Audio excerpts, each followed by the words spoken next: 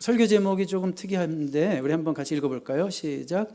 하나님 백 믿고 죄 짓지 않는다. 하나님 백 믿고 죄 짓는다가 아니라 하나님 백 믿고 죄 짓지 않는다. 한번 이런 제목으로, 주보랑은 조금 다른 제목으로 바꿨습니다.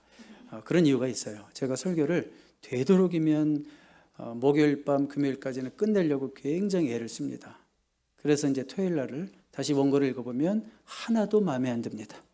그래서 몇 시간을 또 보고 뜯어고치고 다시 찾아보고 연구하고 막 이러다 보면 설교 원고가 한 50%는 또 바뀌어요. 근데 보니까 강조점이 바뀌었어요. 그래서 제목이 또 하나님 백 믿고 죄 짓지 않는다 이렇게 바뀌었습니다. 죄라는 단어 별로 즐겁지 않지만 오늘 또 우리가 죄라는 단어를 보게 되는데, 양심이 깨끗한 사람일수록 자기의 죄를 심각하게 생각합니다. 그래서 그는 죄사함, 용서 이런 단어에 관심을 가질 수밖에 없어요. 왜냐하면 자신을 자꾸 들여다보니까 죄사함, 용서라는 것이 그의 인생에는 참 중요합니다. 제가 먼저 여러분들에게 죄사함에 관한 놀라운 사실을, 성경이 뭐라고 얘기하고 있는지 놀라운 사실을 여러분들에게 소개해드리고 말씀을 시작하겠습니다. 우리 한번 다음 스크린 보시고 같이 읽겠습니다. 시작. 하나님은 우리가 지은 과거의 죄와 앞으로 지을 미래의 모든 죄까지도 우리가 예수님을 믿을 때 이미 다 용서하셨습니다.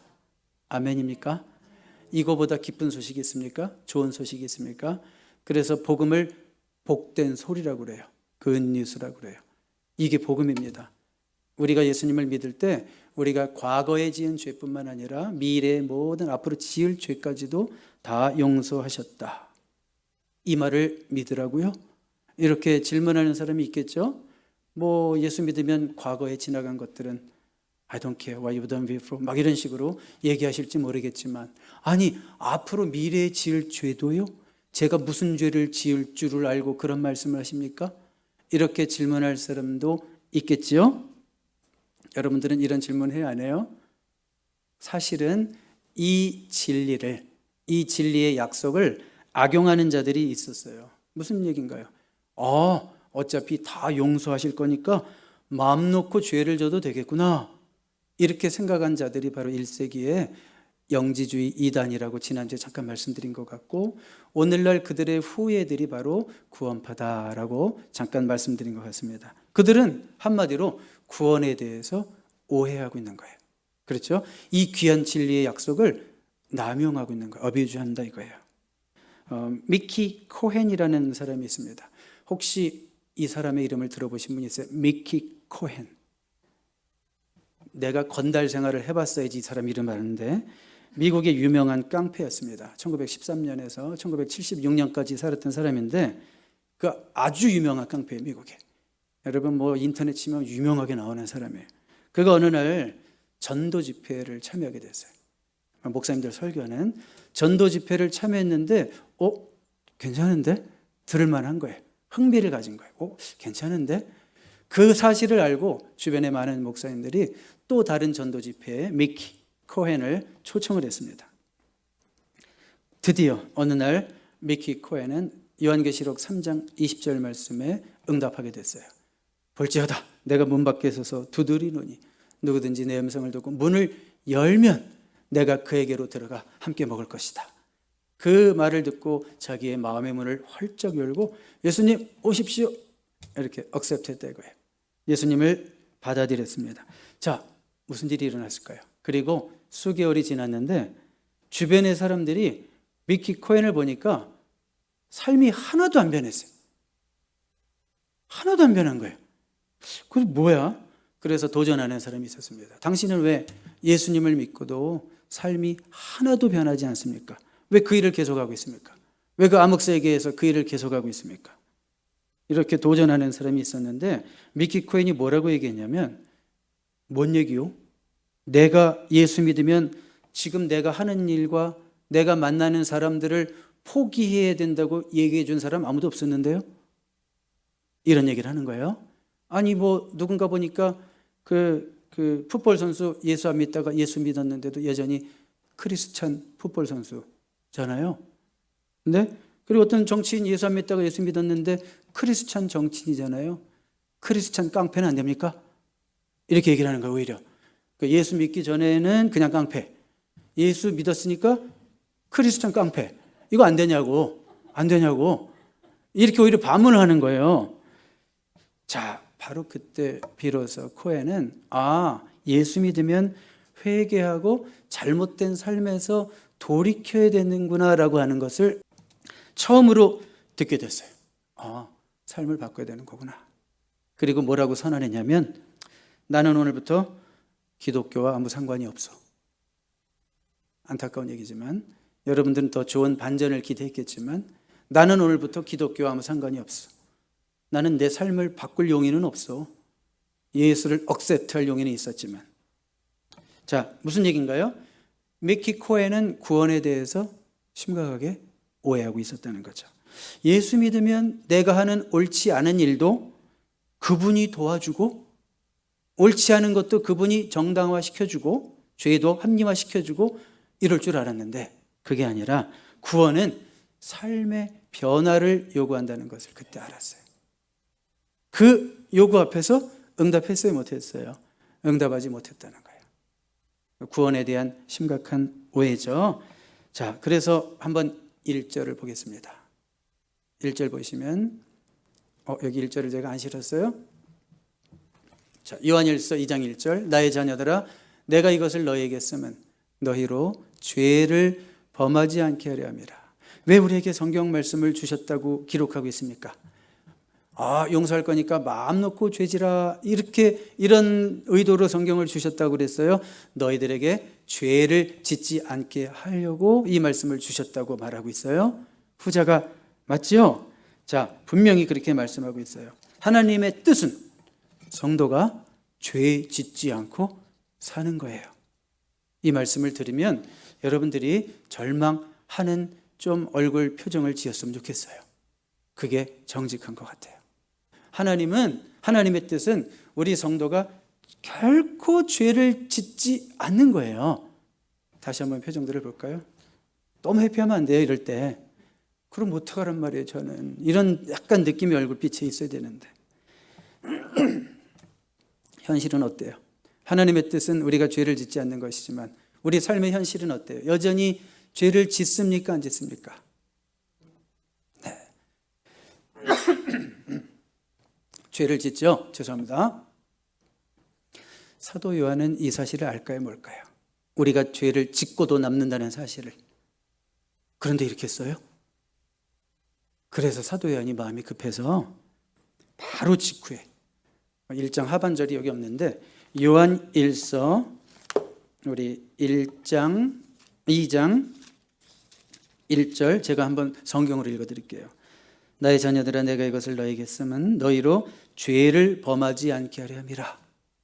근데 우리가 절망할까 봐 만일 누가 죄를 범하여도, 우리가 죄를 지을 수 있는 가능성을 염두하고 또 이 말씀을 이어가시죠.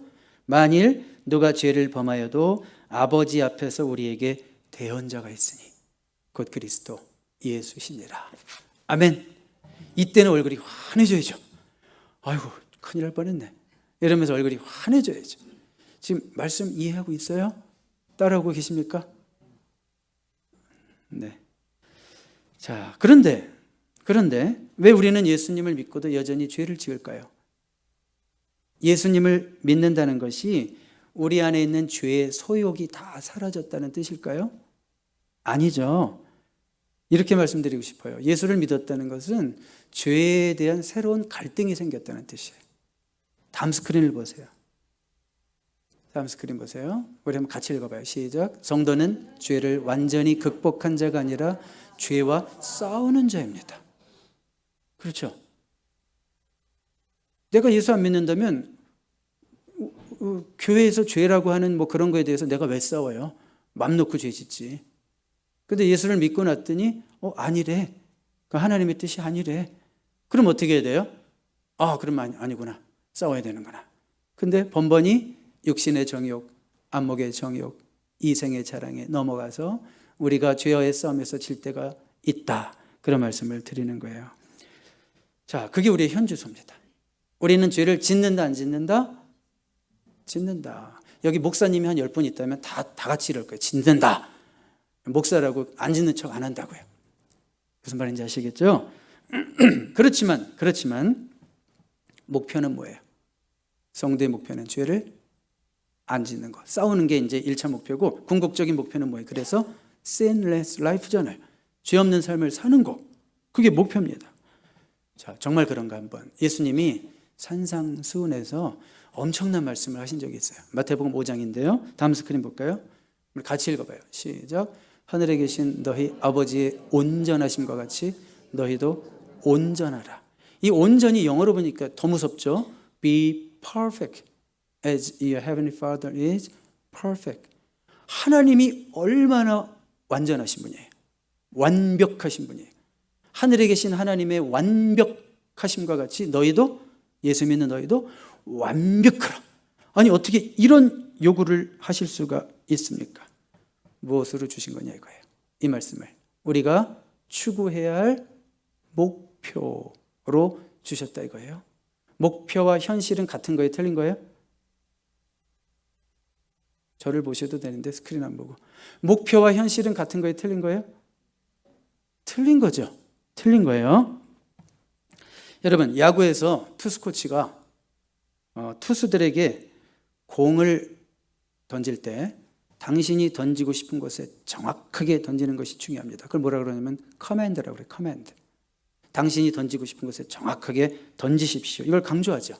그런데 코치가 아무리 강조한들 인간이 100% 내가 던지고 싶은 곳 정확하게 코너와 100% 정확하게 던질 수 있는 투수가 있을까요? 없을까요? 없죠. 여러분 지금 메이저리그 베이스볼에서 돈을 제일 많이 받는 투수가 누군지 아십니까? 맥스 슈어저, 저스틴 발랜더. 이 두 사람이 돈을 제일 많이 받는데 한화로 연봉 575억 원을 받아요. 연봉 1년에 575억 원을 받는데, 그런데 그들도 가끔 실투할까요? 안 할까요? 실투하고요. 홈런도 맞아요. 완벽해요? 안 완벽해요? 안 완벽해요. 그렇지만 코치들은 아니 슈어저 정도 되면, 말랜더 정도 되면 뭘 요구하겠어요? 완벽을 요구하겠죠. 당신들은 자그마치 575억이나 받아 1년에. 그렇게 던지면 안 돼. 완벽하게 던져. 계속 목표를 설정해 주는 거죠. 그건 뭐예요? 기대죠. 기대. 그만큼 가치가 높기 때문에 기대하는 거죠. 하나님께서 나의 완전함과 같이 너희도 이렇게 완전했으면 좋겠다. 너희들이 죄 짓지 않았으면 좋겠다. 거룩한 삶을 살았으면 좋겠다. 이게 무슨 뜻이에요?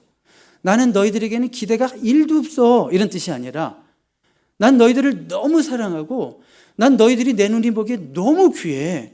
그래서 나는 너희들이 나의 완전함과 같이 너희들도 완전하게 죄를 아주 넉넉히 이기면서 살았으면 좋겠어. 이렇게 말씀하시는 줄로 믿습니다. 자, 목표는 분명하죠? 여러분의 목표는 뭡니까? 이제 제가 이렇게 물어본다면 적당히 사는 거, 아니면 죄 짓지 않고 거룩한 하나님의 자녀답게 사는 거, 어떤 게 목표입니까? 맘 놓고 얘기해도 돼요. 목표니까. 우리가 추구해 나아가야 될 방향이니까 맘 놓고 얘기해도 돼요. 무슨 이런 말씀을 주셔, 말도 안 돼, 이렇게 얘기하면 안 돼요. 하나님이 우리를 너무 기대하셔서 사랑하셔서 이런 말씀을 주셨다라는 거예요. 그렇지만 현실은 여전하다. 현실은 여전하다. 오늘 예배하기 전 순간까지 또 미운 마음 가졌을 수도 있어요. 하여튼 현실은 여전하다. 목표를 향해 나아가는 중에 여전히 넘어질 때가 있다. 그때를 포착하는 존재가 있죠. 결코 그 기회를 놓치지 않는 존재가 있죠. 누굴까요? 미운 내 남편이 아니라 그 기회를 포착하는 사람이 누굴 것 같아요? 악한 마귀죠. 악한 마귀죠. 마귀는요, 우리 성도들이 죄를 지으면 우리는 이미 충분히 낙심했거든요. 이미 우리 자신에 대해서 충분히 실망하고 있거든요. 그런데 또 우리를 고소해요. 또 고발합니다. 누구에게 고발하는지 아세요? 놀랍게도 감히 하나님 앞에 가서 고발해요. 아이고 하나님이시여, 마귀도 뭐 하나님 앞에서 어쩔 거예요. 지가 꼼짝 못하지. 하나님이시여, 할 수 있는 거 하나 있어요. 하나님이시여, 저 당신의 자녀 저 김 집사 보세요. 저 모양이에요, 저 꼴이에요. 이렇게 고소 고발하죠. 우리가 그 고소 고발하는 현장에 있다면 우리의 입은 할 말이 있을까요? 없을까요? 없어요. 없습니다. 자, 마귀의 목표는 뭘까요? 마귀의 목표는 우리가 죄를 지었을 때, 우리가 연약해서 넘어지고 실수했을 때 다시는 못 일어나게 하는 거예요. 치명상을 입게 하는 거예요. 아주 절망에 빠져가지고 어차피 예수 믿어도 넌 안 되니까 그냥 예수도 믿지 마. 교회 밖으로 나가. 이렇게 아주 못 일어나게 하는 게 악한 마귀의 목표죠. 마귀는 우리 귀에 계속 속삭입니다. 뭐라 그럴까요? 야, 네가 무슨 자격이 있다고 이 자리에 서 있니? 저에게 하는 말이겠죠? 네가 무슨 자격이 있다고 이 예배 시간에 앉아 있니? 그런 얘기 하겠죠. 그럼 우리는 역시 그때도 할 말이 있어요, 없어요? 여기 보니까 할 말이 있는 분 3분은 계신 것 같고 대부분은 할 말이 있어요, 없어요? 할 말이 없어. 내가 나를 내 소크라테스가 가르쳐준 대로 내 꼬라지를 내가 너무 잘 알아. 그러니까 할 말이 없는 거예요. 할 말이 없는 거예요. 그때 등장이요. 누가 등장하신다고요? 우리의 대언자 되시는 예수 그리스도가 등장하시는 거예요. 거기가 법정이라고 한다면 마귀는 우리의 죄 케이스 바이 케이스 다 들어가면서 얘는 이런 죄를 졌고요, 이런 죄를 졌고요. 그때 변호사 등장. 예수 그리스도 등장하십니다. 우리 2장 1절 하반절 볼까요? 같이 읽어봐요. 시작. 만일 누가 죄를 범하여도 아버지 앞에서 우리에게 대언자가 있으니 곧 의로우신 예수 그리스도라. 여기 뉴 리빙 트랜슬레이션은 정말 마음에 드는 단어로 번역해서 advocate. 우리 변호사를, 이게 변호사예요, 변호사. 근데 변호사 그럴 때 lawyer 그러면 왠지 이미지 나쁜 변호사 생각할까 봐. advocate은 정말 의미가 괜찮아요. 진짜 변호해주는, 대신 위에서 싸워주는 그런 좋은 의미의 변호사, advocate이라고 써 있어요. 자, 보세요. 변호사가 등장했습니다. 대언자라고 번역했습니다. 대신 말해주는 거예요. 왜요? 나는 할 말이 없으니까. 나는 다 옳은 말이야. 악한 마귀가 그 고소하는 얘기가 다 맞는 얘기예요. 제가 입이 10개라도 입을 열 수가 없어요.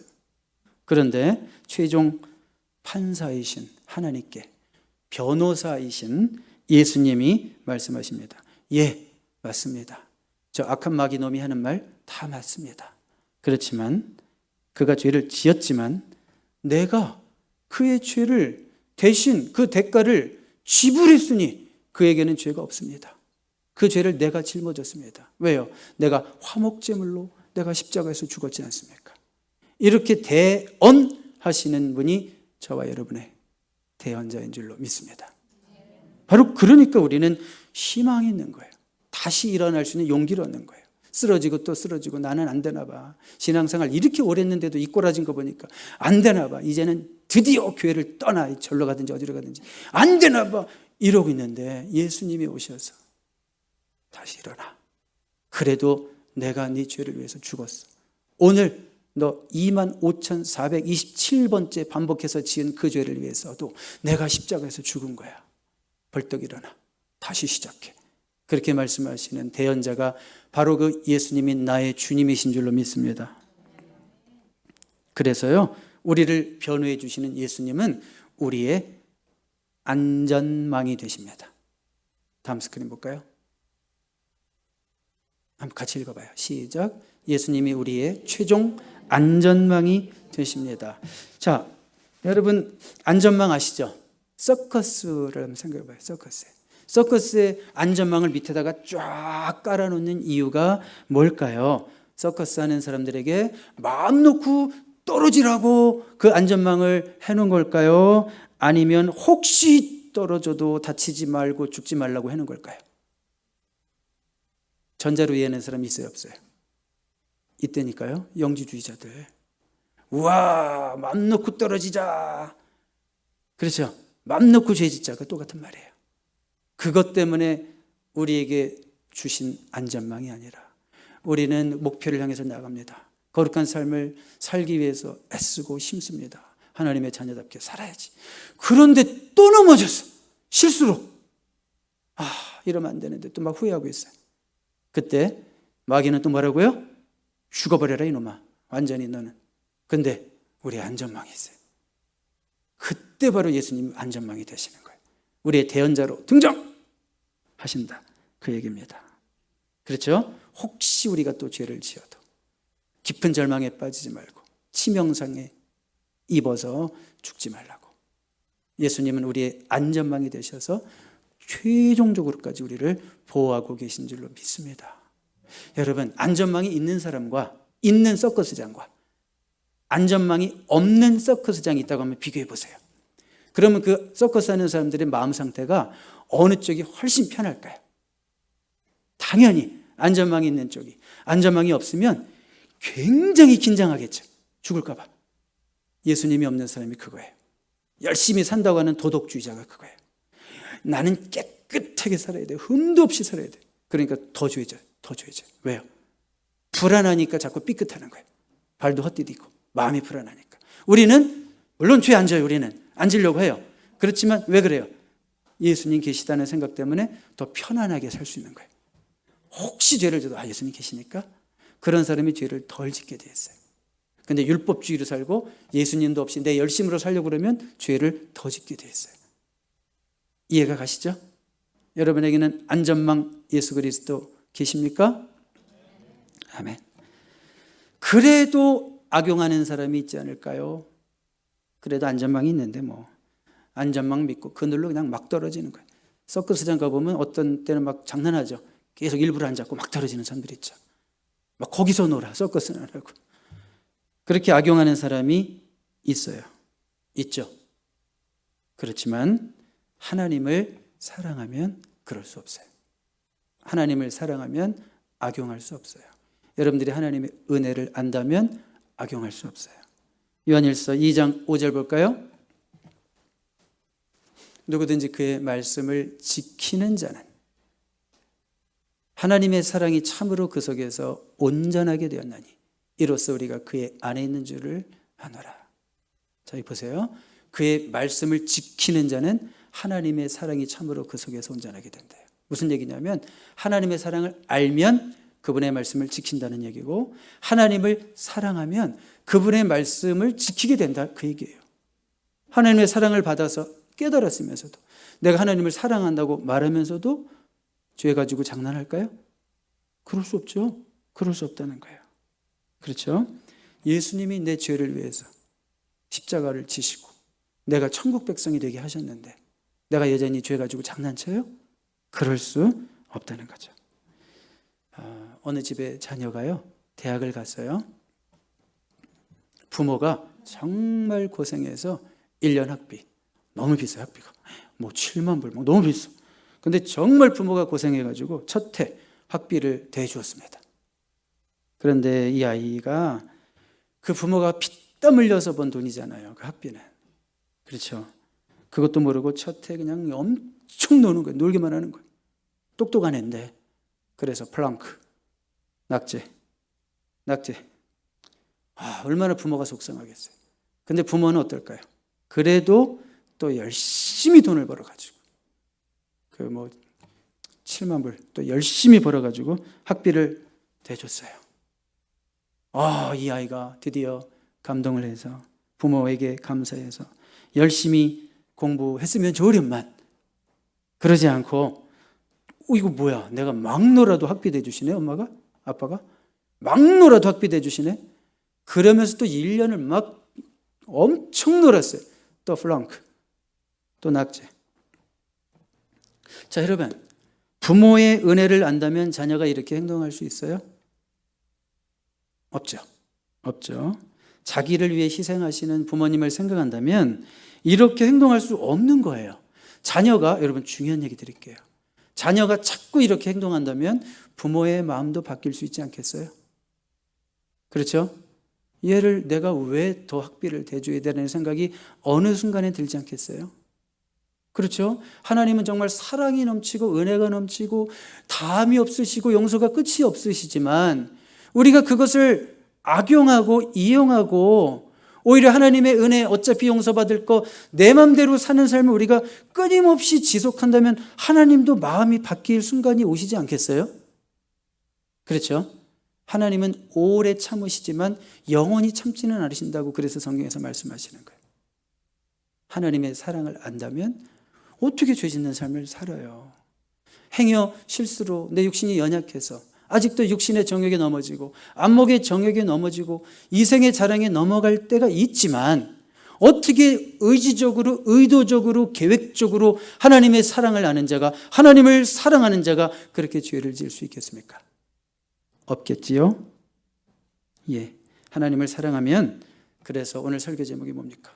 하나님을 사랑하면 하나님 백 믿고 죄 짓지 않습니다. 하나님 백 믿고 죄 짓자가 아니라 하나님 사랑하면 하나님 백 믿고 죄 짓지 않습니다. 더 나아가서 하나님 사랑하면 순종이 가능해지고 말씀을 지키는 것이 가능해지고 충성이 가능해져요. 아이고 뭐 교회만 오면 뭐 그렇게 하는 게 많어. 예배 1시간만 드리고 도망가고 싶은데 뭘 그렇게 하는 게 많어. 여러분들이 교회를 더 사랑하시면 더 있고 싶어지고 더 하고 싶어지고 더 봉사하고 싶어지고 더 충성하고 싶어집니다. 사랑하면. 우리가 점검해야 될 것은 한 가지예요. 내가 진짜 하나님을 사랑하는가? 진짜 하나님을 사랑하는가? 그리고 하나님이 이 지상에 우리에게 유일하게 주신 기관, 하나님이 그리스도의 몸으로 주신 이 기관 교회를 사랑하는가? 그걸 점검하시기 바랍니다. 사랑하면 가능해집니다.